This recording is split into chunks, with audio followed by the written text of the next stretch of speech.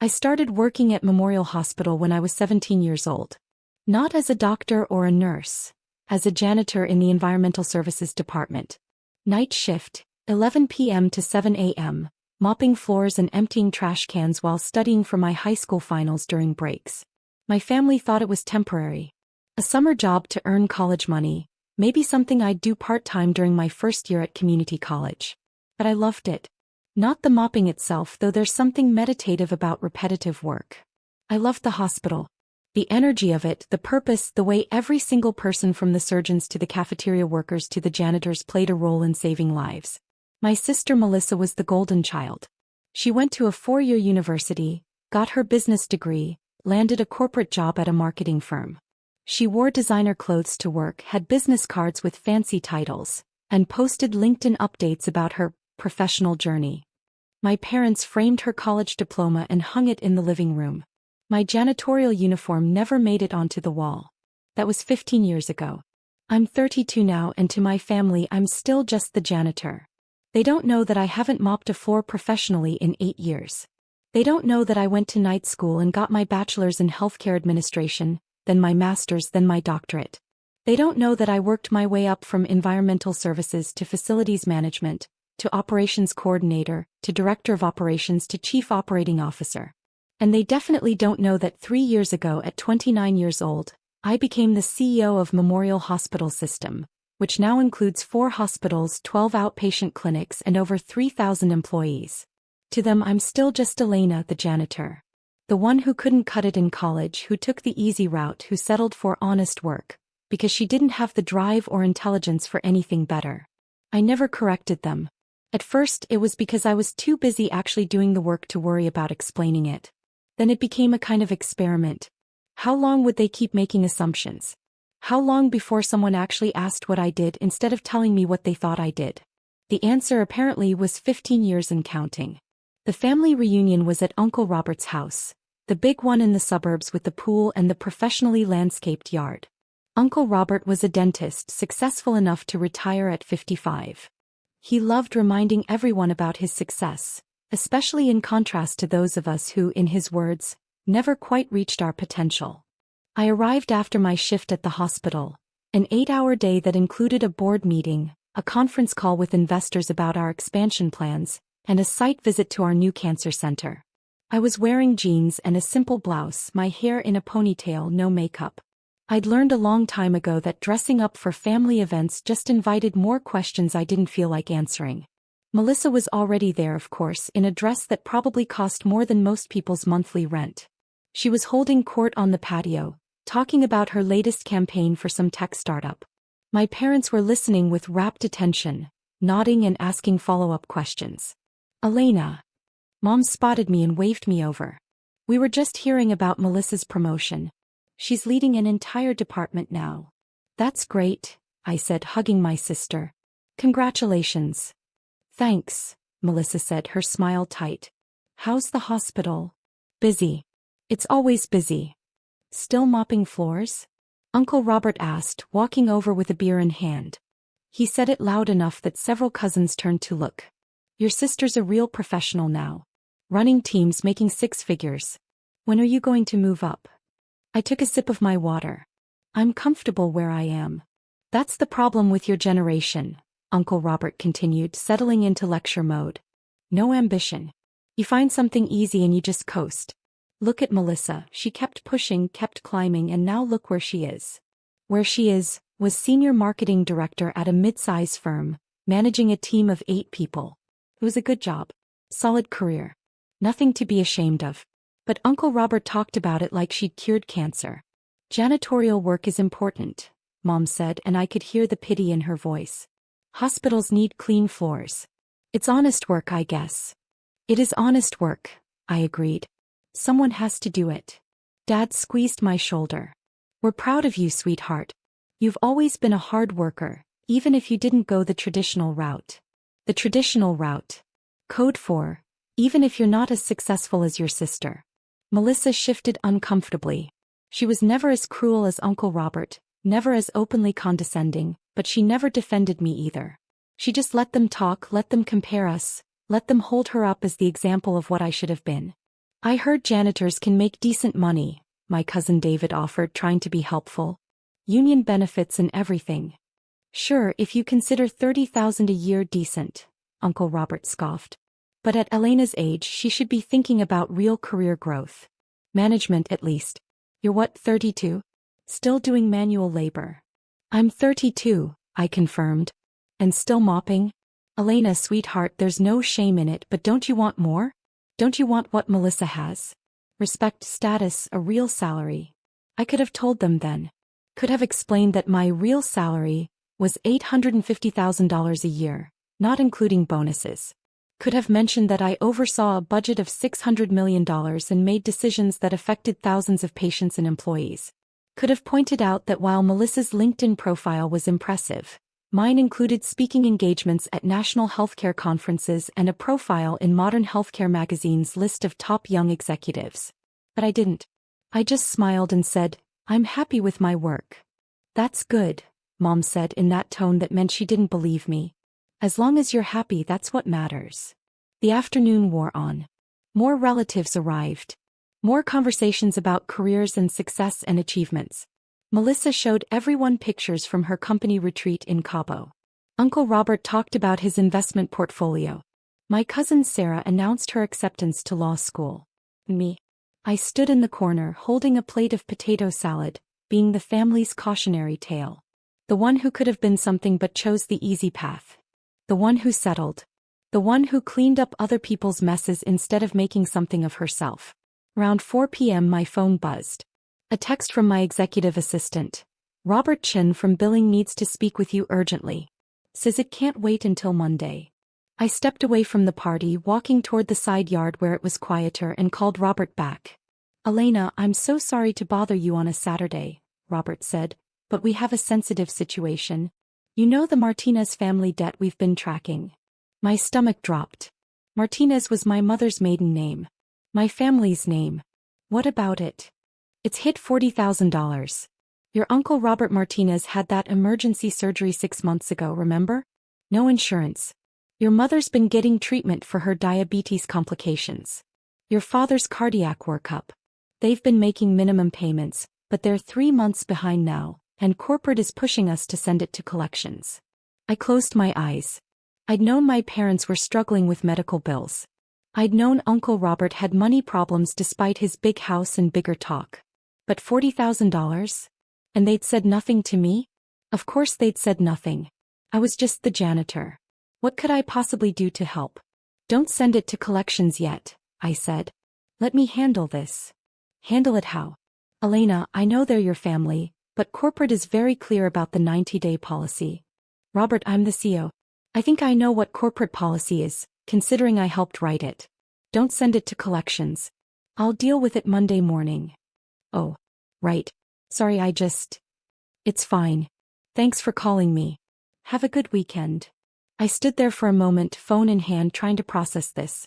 $40,000 in medical debt.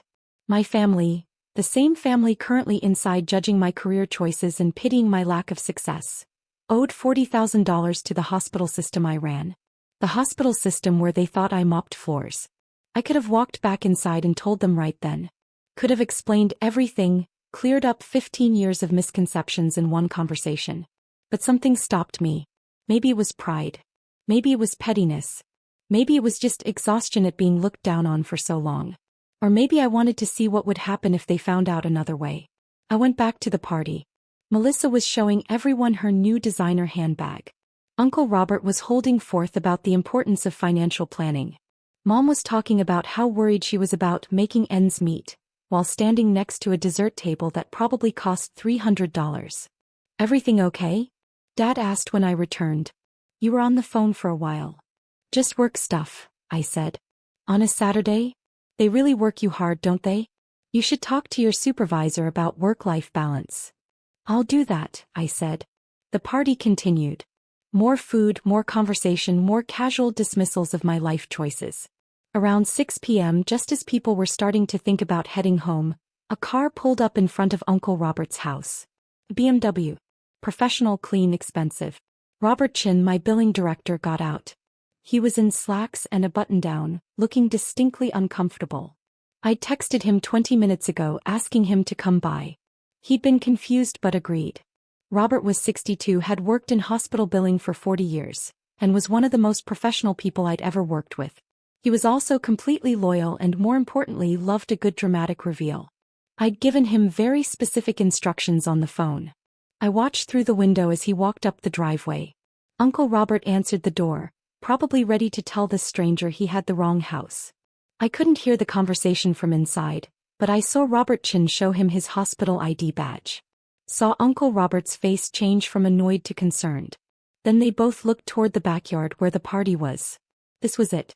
I stayed where I was, near the dessert table, as Uncle Robert led Robert Chin through the house and out to the patio. The conversation noise dropped as people noticed the official-looking stranger in their midst. "Sorry to interrupt," Robert Chin said, scanning the crowd until his eyes landed on me. "But I need to speak with CEO Martinez. It's urgent hospital business." The silence was immediate and absolute. CEO Martinez. Every head turned toward me. My mother's mouth opened slightly. Melissa's designer handbag slipped from her fingers. Uncle Robert, the uncle who'd spent all afternoon lecturing me about ambition, looked like someone had just told him the sky was actually green. "I'm right here, Robert," I said calmly, walking over. "I thought I told you I'd handle this Monday morning." "I know, and I apologize," Robert Chin said, playing his role perfectly. "But corporate is demanding an answer today. About the Martinez family medical debt. We've reached $40,000 and they want to know if we're proceeding with collections or if you're planning to intervene." You could have heard a pin drop. Hell, you could have heard a thought drop. 40,000? Mom whispered. "How do they know about Martinez family debt?" Uncle Robert's voice cracked. "What Martinez family debt?" Robert Chin looked genuinely confused now. He didn't know these were my relatives, just that I'd asked him to come discuss the case in person. The account under Robert Martinez, Gloria Martinez, and Henry Martinez. Outstanding balance of $40,372. The CEO has the authority to restructure the payment plan or write off portions as charity care, but corporate needs a decision before Monday. "CEO." Melissa finally found her voice. "Did you say CO?" Robert Chin looked at me, then at the crowd, then back at me. Understanding dawned on his face. His eyes widened slightly and I saw the corner of his mouth twitch. He was trying not to smile. "You didn't tell them," he said quietly. "It never came up," I replied. "Tell us what?" Dad demanded. "Elena, what is he talking about?" I turned to face my family. 37 relatives, all staring at me like I'd just announced I was secretly royalty. Which, in a way, I had. "Robert, this is my family," I said. "Uncle Robert, Mom, Dad. This is Robert Chin, the billing director at Memorial Hospital System. He reports to me." "Reports to you?" Uncle Robert repeated. "But you're a janitor." "I was a janitor. 15 years ago. I worked in environmental services from 17 to 19 while I put myself through community college. Then I transferred to state school, got my bachelor's in healthcare administration while working in facilities management. Got my master's while working as operations coordinator. Got my doctorate while serving as director of operations. 3 years ago, the board appointed me CEO of the hospital system." More silence. Someone's paper plate hit the ground. "You're the CEO," Mom said faintly. "Of the hospital." "Of the hospital system," I corrected. 4 hospitals, 12 outpatient clinics, 3,000 employees, $600 million annual budget. I've been CEO for 3 years. CEO for 2 years before that. Director of operations for 3 years before that. I've worked at Memorial for 15 years, and I haven't mopped a floor professionally in 8. Melissa sat down heavily on a patio chair. "But you never said anything. You always just said you worked at the hospital." "I do work at the hospital. I run it. But every time I came to family events, you all assumed I was still in environmental services and I never corrected you. I wanted to see how long it would take before someone actually asked me what I did instead of telling me what they thought I did." 15 years, Dad said quietly. "You let us think." "I let you think exactly what you wanted to think," I said. "Every family dinner, every holiday, every reunion. Still mopping floors, Elena. When are you going to get a real job, Elena? Your sister's a real professional, Elena. I told you I worked at the hospital. You decided what that meant without ever asking for details. Uncle Robert had gone pale. The medical debt. You said $40,000. Robert Chin, bless him, picked up the thread smoothly. Sir. Your emergency appendectomy surgery 6 months ago, plus the complications that required 3 additional days in ICU. No insurance. The total came to $31,900. Combined with Gloria Martinez's diabetes treatment and Henry Martinez's cardiac workup, the family account is at $40,372. We've been making payments, Mom said weakly. We've been trying. You've made 3 minimum payments of $500 each, then missed the last 3 months, Robert Chin said, checking his tablet. Which triggers our collections policy. However, CEO Martinez has the discretionary authority to restructure payment plans or designate portions of the debt as charity care for families in financial hardship.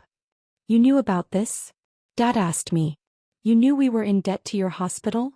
I found out this afternoon when Robert called me. I had no idea you were struggling with medical bills.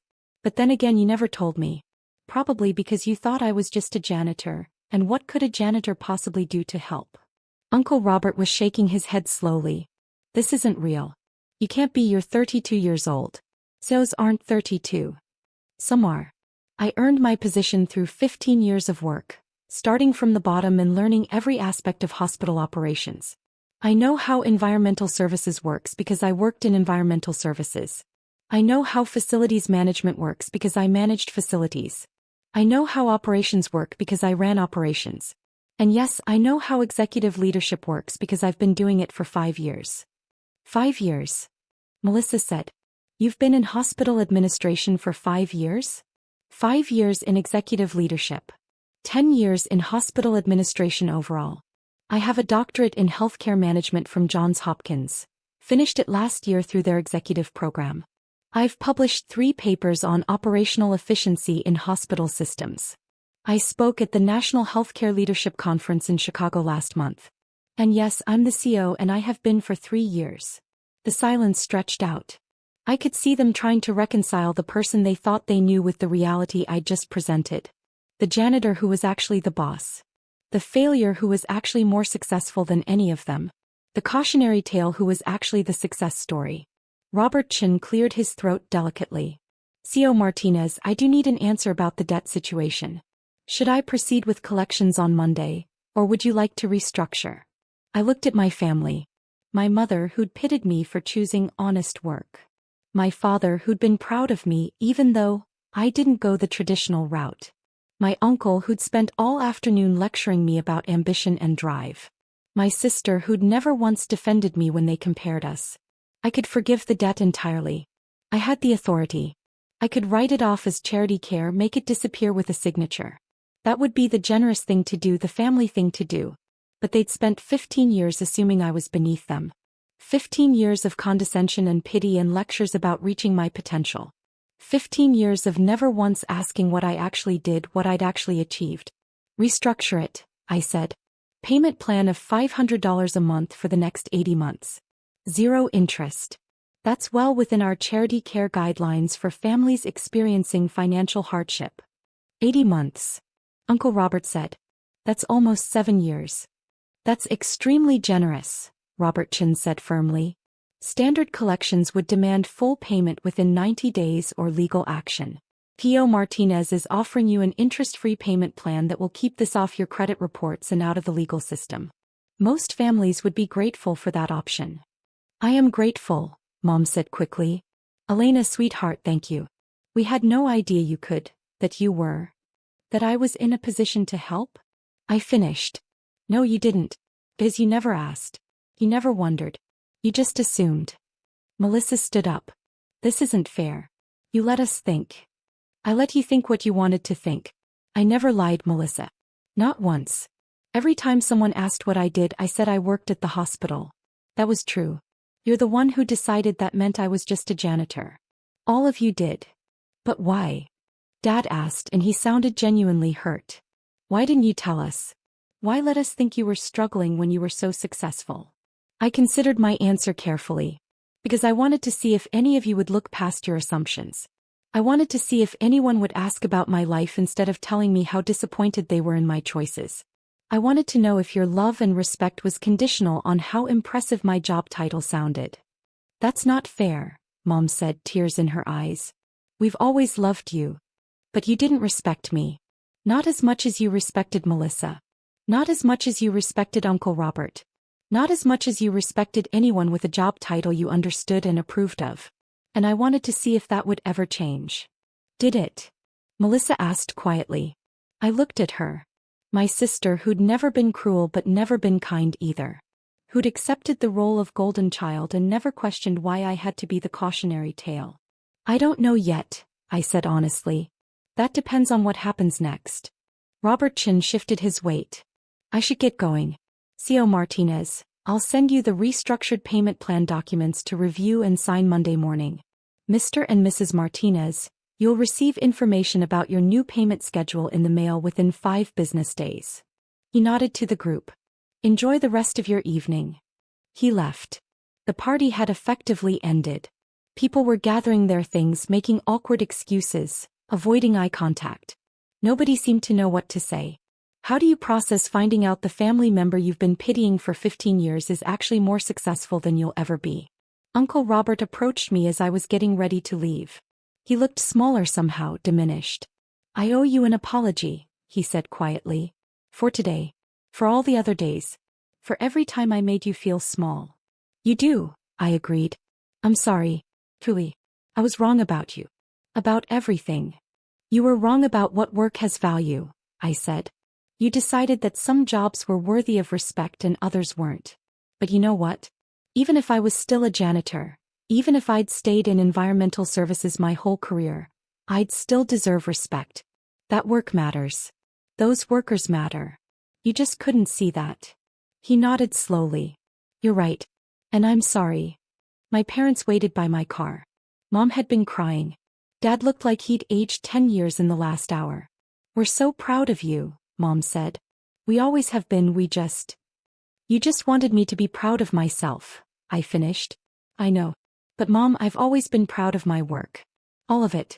From mopping floors to running the hospital system. You're the ones who decided one was more valuable than the other. We should have asked, Dad said. We should have paid attention, should have trusted that I knew what I was doing with my life, I said. Should have respected my choices even when you didn't understand them. Can you forgive us? Mom asked. Eventually, I said. But it's going to take time.